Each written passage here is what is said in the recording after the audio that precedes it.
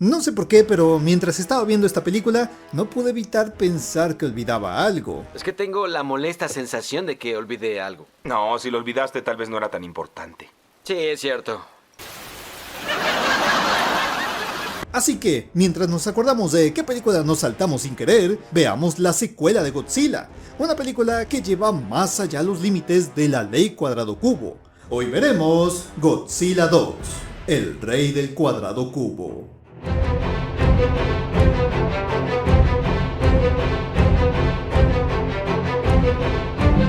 La película comienza con Emma, una científica de Monarch que perdió a su hijo durante la batalla de 2014. Pero lo bueno es que tiene otra escuincla, Millie Bobby Brown, antes de que se pusiera toda tiesa de la cara. Ambas están estudiando a una larva de un titán conocido como Mothra, la cual empieza a eclosionar y... ¡oh no! ¡Ahí viene! ¡Wow! No llevamos ni 5 minutos y ya tenemos que invocar al enemigo número 1 de este canal. Y yo pensé que Mothra se podría salvar tal vez, porque es un tipo de oruga, se sostiene de manera diferente, sin un esqueleto. Podría tal vez eludir la ley cuadrado cubo, pero no, aplica lo mismo. Es más, al no tener un esqueleto que la sostenga y mantenerse por pura presión interna, tener un tamaño tan grande aplastaría a Mothra como una gelatina. Además de que los músculos de un insecto están diseñados para funcionar para sus tamañitos, pero requieren un diseño distinto, como el de varios organismos vertebrados, para tener más fuerza a más tamaño. Por lo que Mothra tendría que ser en la vida real extremadamente lenta. Además de que tendría los mismos problemas que las langostas de Jurassic World Dominion, pero aún peor, ya que si recuerdas mencionamos que varios insectos tienen el sistema respiratorio de espiráculos. El aire entra por algunos orificios y llena el cuerpo de oxígeno, pero solo funciona a distancias cortas. Al ser un insecto tan grande, el oxígeno tardaría mucho en distribuirse o incluso no tendría el suficiente para poder llegar al interior, asfixiándose a pocos minutos de nacer. Pero Mothra se la suda, porque ella es una titán hembra, así que está bien empoderada y hace lo que quiere. Hasta puede lanzar redes de seda. Aunque en la vida real los gusanos de seda sí tienen glándulas para poder producir hilos, pero lo hacen de manera lenta, casi pegada al cuerpo, no como el bendito Spider-Man. ¡Chorro de semen! Mi semen es más fuerte que tu puto escudo.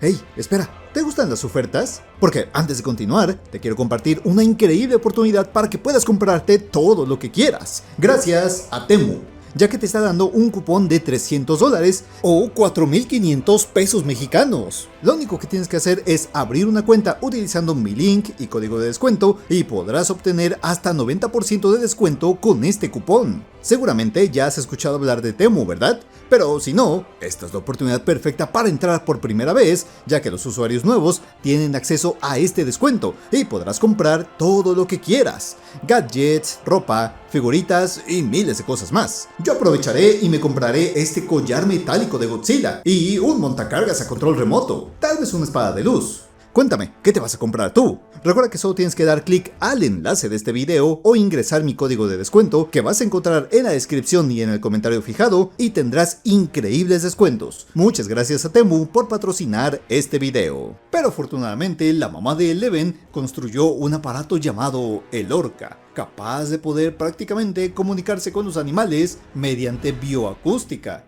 Y esto podría tener un poco de sentido. No, he's got a point.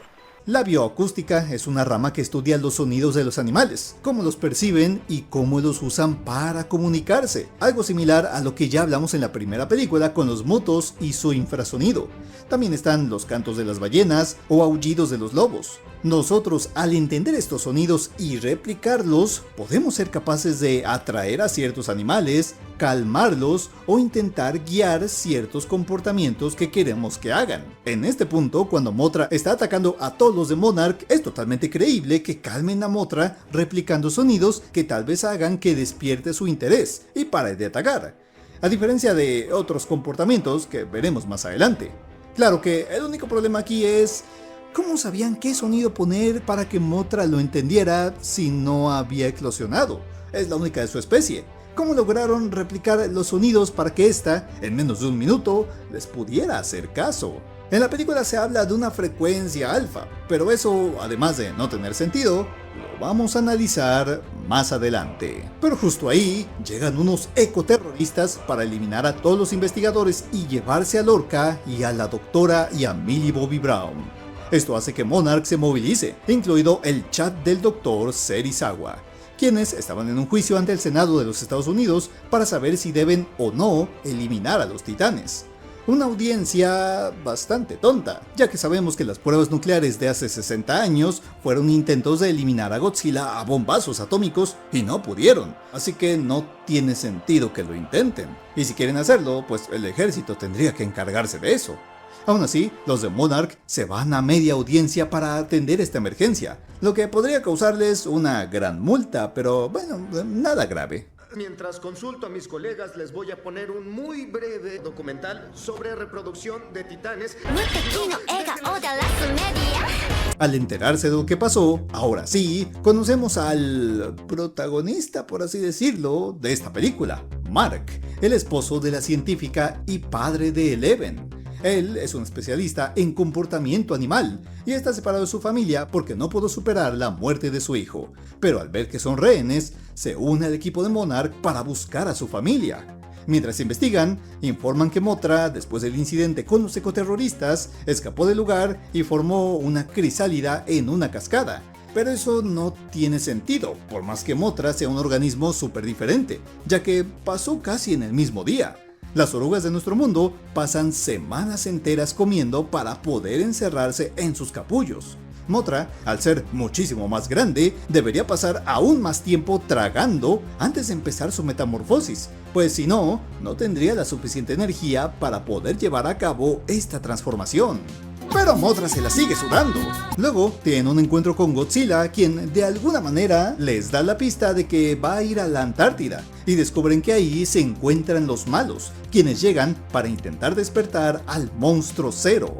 Y podemos ver que están chequeando sus signos vitales con electrodos conectados al hielo. Realmente el hielo amortigua y aísla las vibraciones, haciendo imposible que estos cables dieran señales de vida. Es más, si se supone que Ghidorah se quedó aquí congelado, entonces debería estar muerto, ya que el agua de sus células tuvo que volver ese hielo, rompiendo sus membranas, tejidos y dañando sus órganos. Por lo que aunque estuviera conservadísimo, lo que estaría dentro de ese hielo solo sería el cadáver de Ghidorah. Pero Ghidorah se la suda, porque justo cuando el papá de Millie Bobby Brown llega para salvarla, descubre que su vieja siempre estuvo del lado de los malos y todo era parte de su plan. Así que con unos explosivos agrietan el hielo y Ghidorah se libera. Y nuestro olvidable protagonista no logra seguir a su familia, ya que regresa por los soldados que lo iban acompañando. Y oye, ¿cómo es que en medio de un derrumbe de una cueva los ascensores siguen funcionando aun cuando deberían activarse los sistemas de seguridad que evitan que estos se caigan? Necesidades del guión. Y por fin, después de casi 40 minutos de relleno de humanos, tenemos a Ghidorah. Y bueno, creo que me voy a ahorrar la explicación del cuadrado cubo. Ya se la saben, moriría por su propio peso. ¡Ya lo sé, maricón! ¡Ya lo sé! Por esto mismo, este no sería capaz de volar. Tenía fe en que sí, ya que es un diseño de un dragón, puede sonar más factible. Pero aquí tenemos el problema de sus músculos. Para empezar, Ghidorah pesa aproximadamente 141.000 toneladas. Para poder levantar eso, Ghidorah necesitaría unas alas de aproximadamente 4 kilómetros de largo, 8 veces más largas de las vistas en la película. Y no existe manera biológica en que unos músculos logren batir sus alas con la suficiente potencia para poder volar. Pero bueno, ¿qué hay de sus poderes eléctricos? Bueno, en la vida real tenemos animales como la anguila eléctrica, ¿no? Capaces de generar cientos de voltios que pueden afectar gravemente incluso a los humanos. Pero estos peces pueden electrocutar a sus presas porque descargan la energía en el agua, ayudados de una sustancia que amplifica las señales eléctricas de sus electrocitos, por lo que todo lo que esté cerca puede ser alcanzado por la energía. Pero eso es muy diferente a disparar rayos por el aire, pues este elemento es un aislante. También por esto sería imposible que el aliento eléctrico de Ghidorah siguiera la dirección que él quiere sacándolo de su boca, ya que la electricidad lo que hace naturalmente es buscar el camino con menor resistencia, que sería seguramente la persona, el objeto más cercano a él o incluso el propio Ghidorah. Y recordemos que la temperatura de un rayo natural puede ser similar o superior por milisegundos a la temperatura del Sol. Si Ghidorah lanza continuamente este poder, debería derretirse por dentro. O, por el contrario, si es capaz de aguantarlo, debería haberle aguantado la pelea a Burning Godzilla. Y claro, el último de sus poderes, influir en el clima, es algo que ninguna criatura biológica puede manipular. Pero, ¿a poco no se ve bien diabólico este desgraciado de 3 cabezas?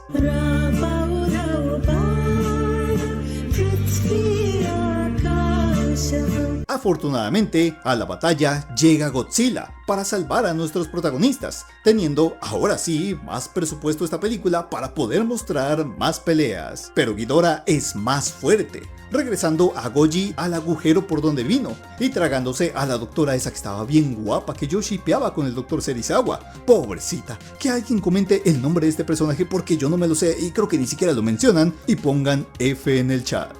Y llegan refuerzos, los cuales hacen retroceder al dragón. No sé cómo. ¿Por qué le afectan los misiles? Si en el 2014 Goji los ignoraba como si fueran pulgas, pues resiste explosiones nucleares. Pero Ghidorah, que es más fuerte, ¿tiene que salir huyendo? Eso sí que es conveniente. Y uno de estos misiles explota cerca de nuestro protagonista, cosa que debió matarlo. Como mínimo, si Mark llegara a sobrevivir por pura conveniencia del guión, en la vida real debería quedar sordo. Pero sería más realista que muriera, ya que un misil no te empuja. Lo que te golpea y lo saca volando es una onda expansiva. Pero esto es el equivalente a que cada parte de tu cuerpo chocara con una pared a la velocidad del sonido, lo que debería, en teoría, destrozarte.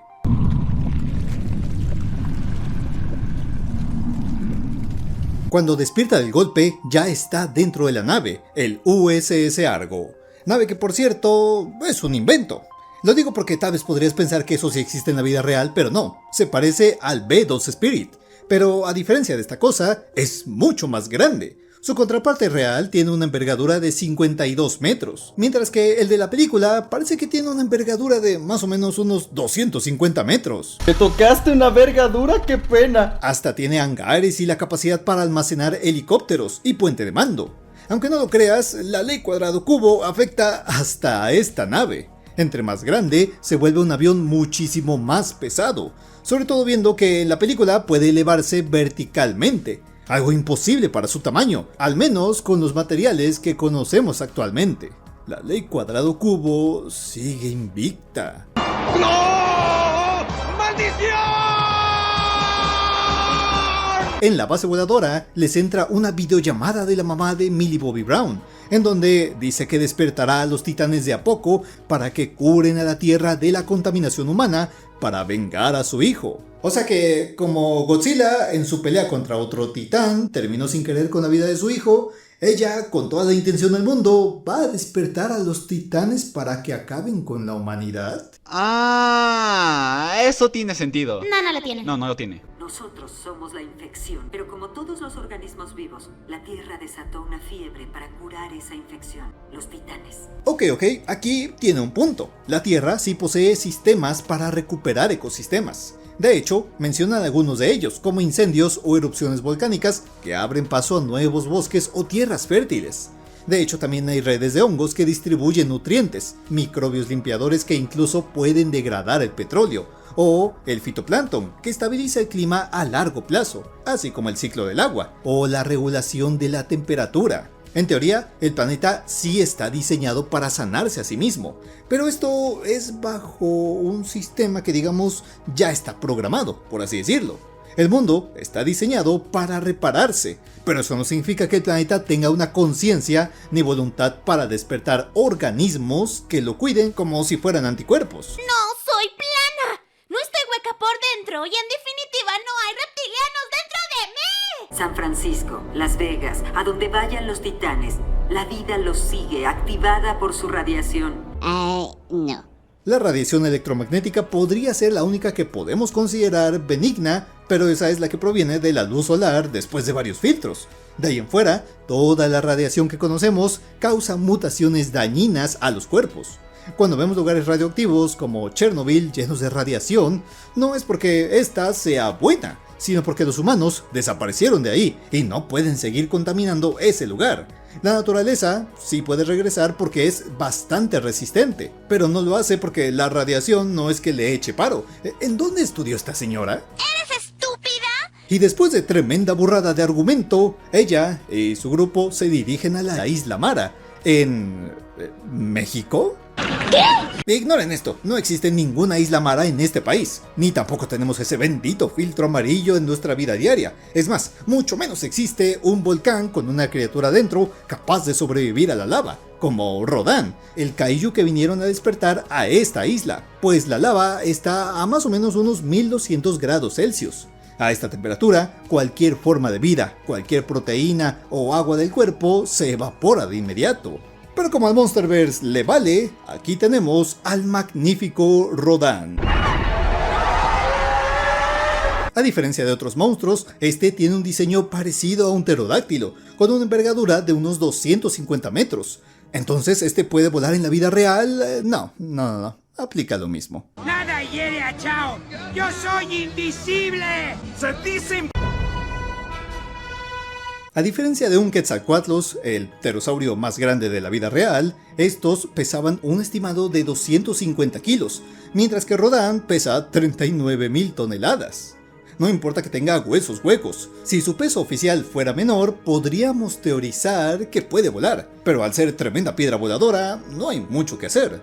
Pero hey, no te pongas triste. A diferencia de Ghidorah, gracias al diseño de Rodan y su envergadura, tal vez la ideal para poder levantar todo ese peso sería de 400 metros, menos del doble que las alas base. Y probablemente si tuviera, no sé, un motor pegado a la espalda para que se propulsara artificialmente, los 250 metros que ya tiene lo ayudarían a poder planear como un jet. ¿De qué te ríes? ¿Qué te pasa? Casi te gano. Y de ahí podremos decir que la manera en la que salen volando estas personitas es incorrecta, ya que si Rodan aumenta la presión con su vuelo cerca del suelo, debería haber un empuje, sí, cuando pasa encima de las personas, pero al terminar de pasar, la presión se dispararía al lado contrario del kaiju, es decir que las personas saldrían volando hacia atrás, no en dirección al monstruo. Pero ¿a poco no se ve bien épico destruyendo a México nomás volando? ¡Ese debería ser yo! Para salvar a la mayor cantidad de gente, el equipo de Monarch llama la atención del pájaro de fuego para que lo siga, dirigiéndolo hacia Ghidorah, quien se encontraba cerca para pelear contra este monstruo.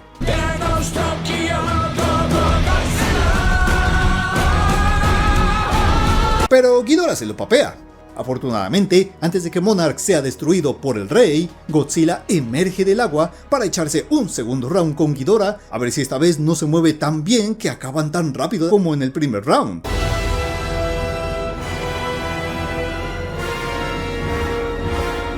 Según declaraciones del director y de otros medios, de no ser interrumpida esta pelea, Godzilla hubiera derrotado a Ghidorah, ya que estaba en su elemento. Pero yo no creo eso. No pueden decir que Ghidorah resistió congelado sin haberse ahogado y sobrevivir posteriormente al destructor de oxígeno, pero ¿no puede pelear debajo del agua porque se estaba ahogando? También tenemos que, similar a las anguilas eléctricas, debería tener aún más ventaja sobre Godzilla dentro del agua. Pero a Toho se la suda, porque ellos tienen contrato con Legendary para que Godzilla nunca pierda. Pero es muy pronto para que gane, así que la pelea es interrumpida por un destructor de oxígeno lanzado por el ejército. Y aquí hay de dos, o el arma no funcionó, o esto no tiene el más mínimo sentido, porque luego de tremenda explosión, Ghidorah sale vivo y coleando, hasta regenerando su propia cabeza. Pero no tiene sentido porque si el destructor de oxígeno funciona como dice su nombre, destruiría literalmente toda partícula de oxígeno, y todos los organismos biológicos se desintegrarían. Ni siquiera porque más adelante en la película dicen que según no necesita oxígeno para vivir. Y es peor el caso de Godzilla, porque nos lo muestran como que quedó prácticamente moribundo. Pero a ver, ¿es o no es? No hay manera de ser tibios aquí. Godzilla no debería salvarse por poco, debería desintegrarse por completo. O por el lado fantasioso como Ghidorah, debería haber salido intacto. O también, tercera opción, el arma no funcionó correctamente. Pero Ghidorah se la suda, porque había que meter a fuerza la mención del arma clásica que derrotó a Godzilla.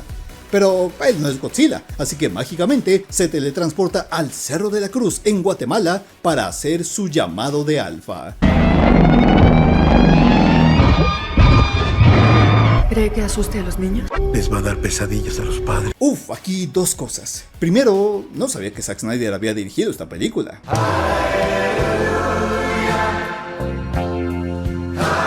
Y la segunda cosa es que no puede hacer su llamado de alfa para despertar a todos los titanes y que empiecen a destruir todo. Porque esto no es real. Porque realmente el Temach te ha mentido todo este tiempo. Realmente la idea de un macho alfa en la naturaleza ha sido un error que hasta el día de hoy hemos seguido aceptando. David Meck en los años 70 publicó un estudio donde estudiaba el comportamiento de los lobos y ahí desarrolló el concepto del macho alfa, un líder de la manada que dominaba a todo su grupo a base de golpes y quienes se resistían podían ser hasta eliminados. Pero el problema es que para este estudio se usaron lobos en cautiverio, fuera de su entorno natural, súper estresados y que por ello se volvieron más violentos. El propio David, años después de volver a estudiar a estos animales, publicaría otro libro y pediría activamente que por favor dejaran de consumir su primer estudio, ya que reconocía que tenía información errónea. ¡Qué humildad! Pero el daño ya estaba hecho y empezamos a aplicar la misma lógica errónea de los alfas a todas las especies, incluso a nosotros. Sin embargo, en la naturaleza, los lobos suelen ser familias normales, en donde los padres guían a los pequeños y muestran fuerza solo cuando es necesario para sobrevivir. En pocas palabras, ser un alfa en la naturaleza es ser un lobo con un comportamiento de padre o de madre. Aplica lo mismo para el resto de animales. No hay alfas tiránicos, sino líderes como por ejemplo el chimpancé que logra resolver más conflictos es el que se vuelve líder de la manada, pero otros también participan en las decisiones que ayuden a esta. Los elefantes, la matriarca lidera por su experiencia al conocer las rutas de agua o los peligros. Godzilla bien podría ser el alfa porque protege a manadas de otros peligros y es el más sabio y antiguo. Pero Ghidorah no podría, ya que al ser un líder abusivo, en la naturaleza eso significa ser derrocado rápidamente por otros integrantes de la misma manada. Impresionante. Además, ¿cómo es que Ghidorah puede comunicar ese llamado de alfa al instante por todo el mundo? El sonido, como te habrás dado cuenta tal vez con algún rayo, tarda bastante en viajar. En este caso, debería tardar unas horas. Aunque para abarcar todo el planeta, si por cada kilohertz representa 5 kilómetros abarcados de sonido, entonces, contando que la Tierra mide unos 400.000 kilómetros de circunferencia, el sonido, si viaja por ambos lados, se necesitarían cerca de una potencia de 100.000 decibeles. Y no te preocupes si no me entendiste, yo le tuve que pedir a mi pana el Ingenieto Noto que me lo explicara otras 3 veces. ¿Por qué no me explicas esto como si tuviera 9 años? ¿Por qué no me lo explicas como si tuviera 5? Bien, y si fuera bebé, ¿cómo me lo...? Ya entiendo. Pero bueno, quedémonos con que se necesitan 100.000 decibeles para dar la vuelta al mundo. El sonido más fuerte jamás registrado fue el del volcán Krakatoa con 180 decibeles. Es decir que el Krakatoa, que reventó los tímpanos de varias personas alrededor de 160 kilómetros a la redonda y fue 23.000 veces más potente que la bomba de Hiroshima, aún así le faltaron 99.829 decibelios para poder igualar la potencia de Ghidorah. Y aún así, probablemente, este sonido producido por el dragón se transformaría en calor, disipándose antes de poder dar la vuelta a todo el mundo.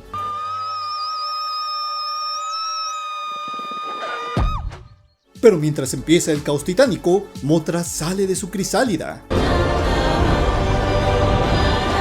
Es linda, Bob Esponja. Y wow, qué rápida es, ¿eh? Un gusano chiquitito puede tardar de 10 a 15 días para salir de su capullo, y Mothra lo logró en menos de un día, a pesar de que es un monstruo mucho más grande que le toman más tiempo hacer las cosas. Pero Mothra se desuda, ella no va a dejar que su hombre se le muera, así que va por los humanos y los guía a donde está Godzilla para que puedan revivirlo. ¡Qué belleza!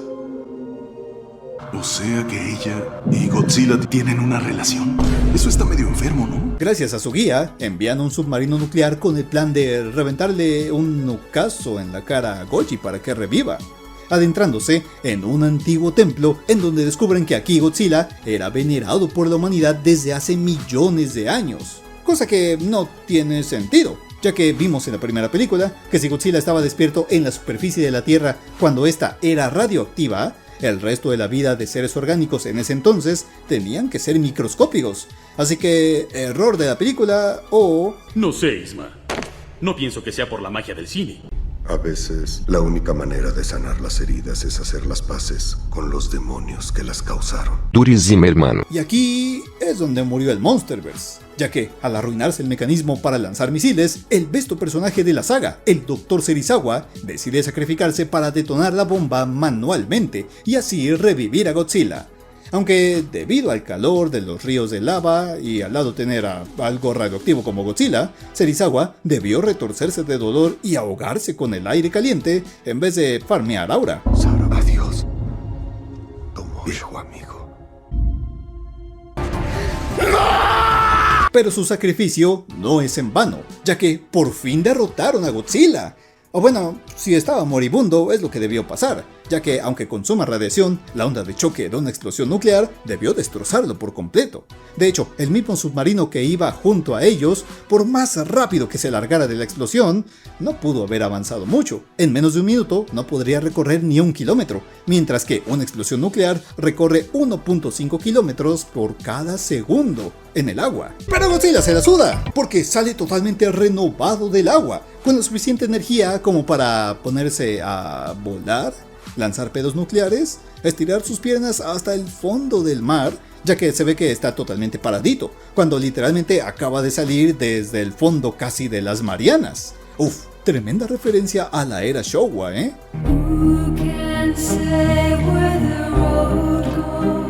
Así que ahora los humanos se dirigen a Boston, pues el Orca está emitiendo desde ahí. Pero resulta que quien lo hace es Millie Bobby Brown, quien se escapó del búnker con el Orca traicionando a su madre para intentar llamar la atención de Ghidorah, haciendo un llamado de alfa con la máquina. Y eso hizo que los titanes alrededor del mundo dejaran de destruir. Esto con unas bocinas de un estadio. Bueno, si el Krakatoa no fue capaz de emitir un sonido que se escuchara por todo el mundo, ya dejo a tu imaginación qué pasaría si Maddie intentara emitir este sonido a través de unas bocinas. ¡Apaga la vela! ¡Que apagues la vela! Pero Ghidorah llega a reclamar su título de alfa, destruyendo el estadio y, oye, yo estoy seguro que en ese destrozo le cayó una piedra en la cabeza a la Millie Bobby Brown que debió haberla noqueado. Y también destruye el Orca. Recuerda ese dato, pues te servirá más adelante. Pero antes de ser devorada, llegan los humanos y Godzilla a ayudar. Ya sé que molesto mucho con la ley cuadrado cubo, pero si a los tiranosaurios les era imposible correr por su tamaño, ya te imaginarás qué le pasaría a Godzilla si corriera como en esta escena. ¡Ya cállate! De hecho, si te cae un rayo, no te desintegraría. Tal vez no vivas para contarlo, más que contadas personas que sí les pasó. Pero al ser tan poco tiempo que la energía pasa por tu cuerpo, no es lo suficiente para desintegrarte. Oye, pana, eso es muy edgy. No seas así, pana. Pero Godzilla se la suda, porque aquí se arman los guamazos finales entre Goji, su vieja, Ghidorah y su lacayo Rodan.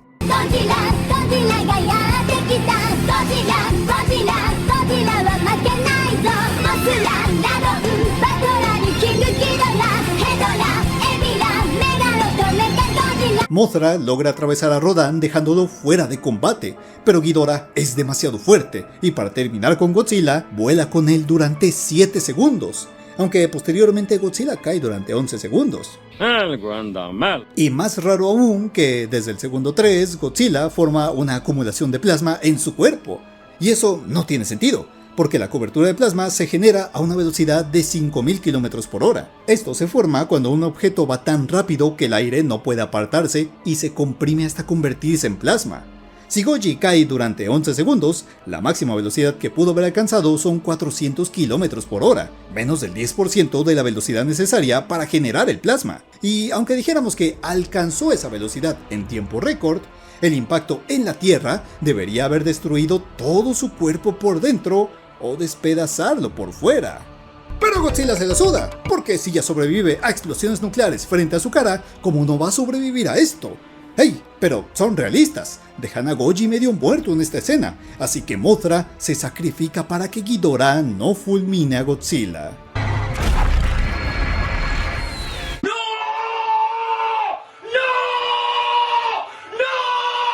Mientras todo eso sucede, la pareja de padres divorciados logra encontrar a Millie Bobby Brown, y por alguna razón encuentran el Orca, pese a que se vio anteriormente que fue aplastado por un monstruo de miles de toneladas. Pero sí, está roto. Lo bueno que trajeron diurex y tornillos para repararlo, porque apenas le dio una pisadita al parecer. ¡Tecnología! Y luego de reparar este aparato hecho de Nokias, antes de huir del lugar, la mamá de Millie Bobby Brown elige redimirse, dejando que su familia escape y huyendo en un auto para encender el Orca y distraer a King Ghidorah. Pero igual se la papea. Pero esos segundos fueron clave, igual que Perú, para que Goji se recuperara y alcanzara el modo Super Saiyajin gordo, o en palabras de la película, un Godzilla termonuclear. Oh my god, esto va a ser épico, papus. Ok, a ver, ¿qué diferencia se supone que hay entre una lagartija nuclear y una termonuclear? Aunque no lo creas, sí hay mucha. La energía nuclear proviene de la fisión. Se rompen átomos pesados y se libera su energía explosiva. La energía termonuclear fusiona átomos ligeros, liberando muchísima más energía que la fisión. Esto es básicamente lo que pasa en el Sol. Tiene un poco de sentido que Godzilla pase de un modo a otro, ya que al estar sobrecargado de energía de estos átomos con tanto calor, puede que empiecen a fusionarse, pasando a ser termonuclear.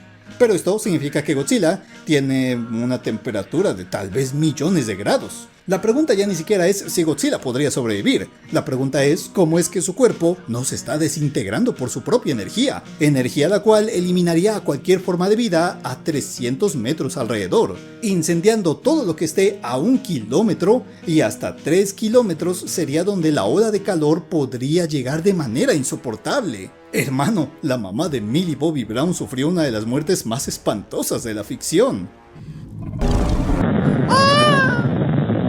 Pero Godzilla se la suda, porque se puede explicar su supervivencia gracias al sacrificio de su morra. Así que, gracias al poder del amor, derrota a King Ghidorah.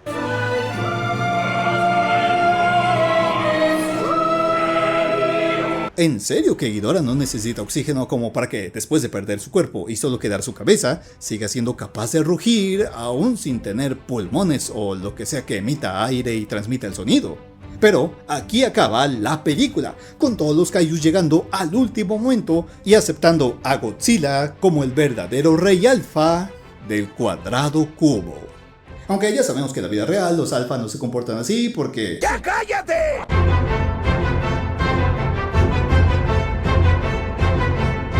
Muchas gracias por haber visto este radioactivo video, y muchas gracias al Ingenieto Noto por su asesoría con varios temas vistos en este video.